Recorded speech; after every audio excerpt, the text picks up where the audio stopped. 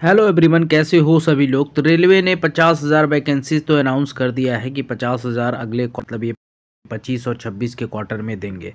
But आपके mind में आ रहा होगा कि यार ये कब देंगे, कि आरआरबी जेई का कितना आएगा, किसका कितना आएगा। इन सारी चीज़ों को बात करने वाले हैं। 50,000 बहुत ज़्यादा। देखो 50,000 में से अब ये मत ये रेलवे करना कि एएलपी वाला इसमें इंक्लूड कर देना, एएलपी का मत करना, एएलपी को छोड़ देना, बाकी सारा दे देना। अगर 50,000 में आरआरबी जेई कितना आएगा बताऊंगा डिटेल में, और भी वैकेंसी बताऊंगा, क्या सीनियर सेक्शन इंजीनियर का कोई चांसेस है, और उसके बाद बात करूं क्या कहते हैं आपका ये कब आने के चांसेस है, एग्ज़ाम कब हो सकते हैं। चलिए शुरू करते हैं। फिर अला ने गुरु पूर्णिमा पे अपने सारे बैचों को अप टू द 72% ऑफ है। तैयारी को चाहिए एक अच्छा मार्गदर्शन, तो इसलिए पीडब्ल्यू लेकर आया है up to the 70% off A JE all batches 2025 और 26 के लिए, जैसे कि SSC JE, RRB JE, all A JE S में। लिंक इन डिस्क्रिप्शन है, ग्रैब करो जाओ। कोड यूज करना है DPK 250। जैसे कि SSC JE question practice batch 1299 रुपये में, SSC JEE PYQ recorded batch 249 रुपये में। उसके बाद non tech boost batch 1299, DDA JEE foundation batch civil 1999 रुपये में, UPPSC AE question practice batch 1299 रुपये में, BPSC AE 2025 ऑफिसर बैच आपको मिल जाएगा 999 रुपये में। उसके बाद आपको JKSSB JEE बैच आपको 1400, Ashoka 2025-26 batch D 2,999, SSC JEE foundation 2.0 batch 2199 रुपये में, SSC JEE 2025 फतेह फास्ट ट्रैक बैच 1,999 रुपये में। आपको RRB JEE एक्सप्रेस बैच 2,699 रुपये में, RRB JEE CBT 1 बैच 899 और कर्तव्य बैच 3,999 में। Chanakya batch AE non technical BOD recorded batch 999। Link in description है, फटाफट जाइए चेक कीजिए। इसके साथ SSC JEE RRB JEE ये सारी चीज़ें आपको मिल जाएगा। Base on new exam pattern, lecture, DPPA solution, weekly test. उसके साथ आपको infinity batch feature, recorded batch lecture, facilities, DPPA AE खजाना, concept booster book, mock test book, PYQ book, weekly test. Link in description है, फटाफट जाइए check कीजिए। आप लोगों को भी पता चल गया कि 50,000 vacancies plan to 50,000 vacancies to आपका ये वाला जो फाइनेंशियल 25 और 26 में। अब तो आप सोच रहे हो कि सर मैं तो RRB JEE वाला हूँ, ये नॉन टेक्निकल वाला तो हूँ नहीं, तो मैं क्या करूँ सर, मैं किसके RRB JEE में कितना आएगा। शुरू करते हैं।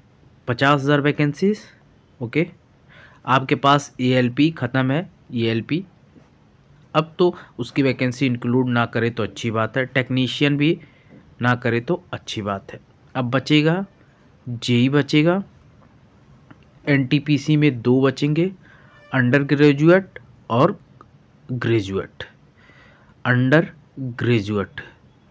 ग्रेजुएट हो गया और ग्रेजुएट हो गया, ठीक है।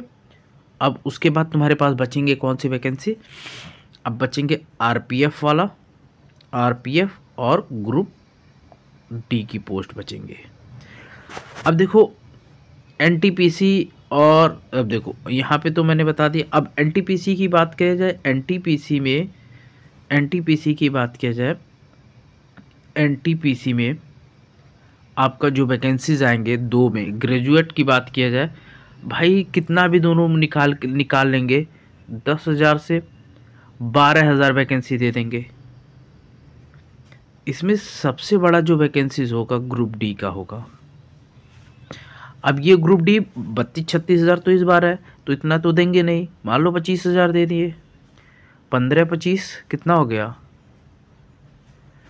15 और 10,000 ये मान लो 35।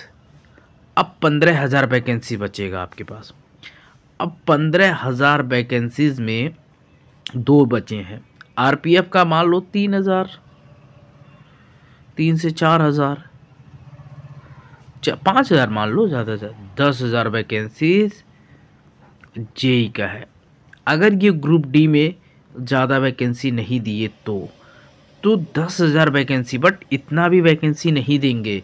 ये मत सोचो कि 10,000 हर साल वैकेंसी देंगे, ये आ रहा डेटा, बट 10,000 वैकेंसी नहीं देंगे। ये जेई में आपको जो वैकेंसी देने वाले हैं मैं बता दूं, नियर अबाउट 5,000 तक दे सकते हैं। 5,000 तक, 5,000 तक देंगे, 5,000 तक। तो 5,000 के लिए तैयार रहो। और देखो ज़्यादा से ज़्यादा देना होगा 7 से 8,000 जितने लास्ट टाइम दिए थे, क्योंकि जेई की वैकेंसीज अभी बहुत जगह खाली है।